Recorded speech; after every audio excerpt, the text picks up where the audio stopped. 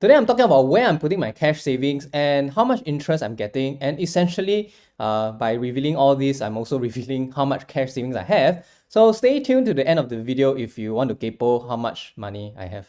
If you like this kind of content and you want to kaypo more about my financial stuff, right, do drop me a like on this video and subscribe to my Telegram group. The first place I'm putting my funds will be MoneyBull, and yes, this is sponsored by MoneyBull, but we cannot ignore this because I mentioned already in my previous video and also written an article on this promo. It's simply too good to ignore. You can check out the video over here or the article that I've written on my website, link in the description box. But the long and short of it is that by putting my funds into MoneyBull promo, I can get not just the MoneyBull returns, which is around 3.7% per annum for the SGD fund, I also get a lump sum bonus of 3,000 USD for depositing my funds. So I already have about $1,000 in my Weibo account, and I'm going to top up $137,043 to satisfy the promo requirements. I estimate I'll get about 3.7% per annum for my funds in Weibo, and therefore that works out to a monthly interest of about $435. And if I take the cash bonus of 3,000 USD, convert it into Sing dollars, it's about $4,100.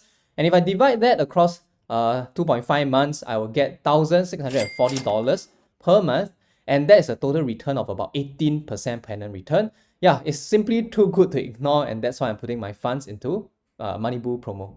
The next place I'm putting my funds will be UOB One account, which gives up to 5% per annum, assuming you have $100,000 of balance in it. And I do indeed have $100,000 to put inside this account to achieve the highest interest rate. And also, there's a year mark promotion which gives me bonus cash for putting $100,000 in this account for about 4 months or so. I have been a regular user of UOB One with $100,000 balance in it all this while. So why is it that I qualify for this promo? Right, it is because I emptied my account on the last day of September so that my day end balance for 30th September was 0, meaning to say that I can qualify for this promo as fresh funds because of how the terms and conditions of the promo works.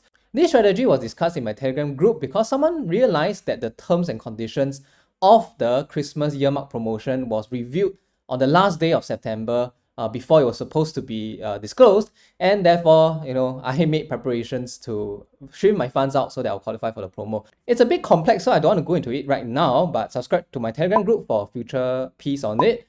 And in any case, okay, I'm getting $416 of monthly interest from my UOB One account, and with the $550 cash bonus from the year mark promotion, across 4 months, I'm getting about $137 per month from this promotion, and therefore my total interest rate is about 6.65% from my UOB One account. Now, these are of course the instruments that I'm using, and there are some instruments that I don't use because I don't qualify for them. For instance, Mumu's 5.8% is only for new users, and there are also other things that might be more suitable for you, such as Singapore government savings bonds. So yeah, this is not personal financial advice, this is just my way of dealing with my funds.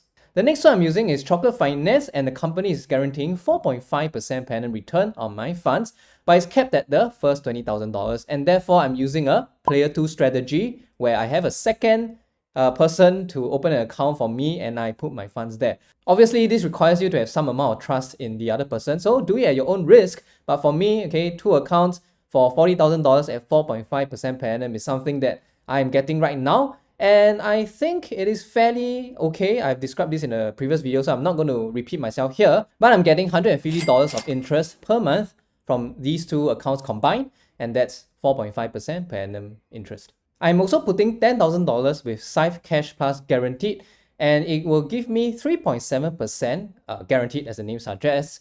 And the reason why I'm doing so is because I can have a second player who is new to Syfe and will qualify for a $20 cash bonus. Now, with this $20 cash bonus, it actually adds on to the return, making it 4.5% per annum returns instead. As I mentioned in the previous video, Syfe Cash Plus Guaranteed actually invests in fixed deposits, and right now it's HSBC. So the risk level of this is actually lower than that of something like Chocolate Finance, in my opinion. Syfe Cash Plus Guaranteed will give me $30.83 per month, and the $20, if I divide it across 3 months, will be $6.67, and that's 4.5% per annum interest. I also have $10,000 locked up in a GE single premium policy that I bought a few months ago. And the reason why I bought it was described in my website. It was an opportunity for me to buy miles cheaply. And yeah, you can check out my website article for more information. And of course, subscribe to my Telegram group to get updates when the next opportunity arises. I also use OCBC 360 and I have about $103,000 in this account. And because I can satisfy the spend condition, the salary condition, as well as the save condition, I get 4.6% per annum interest. So the monthly interest is about $383 per month. 4.6% per annum interest. Not too bad. The problem with OCBC 360 is that the interest rate is given on the first 100K of the account. And I have extra $3,000 now because every month I'm increasing it by $500 to meet the save requirement. So there comes a point where about all these excess funds actually don't generate return, right? So I have to sort of zero the entire account for 1 month, find somewhere else to put these funds. And yeah, I think I would do it when the excess funds grow a bit more substantial. Right now, it's about 3,000 plus. I think I'll just let it sit there with no interest.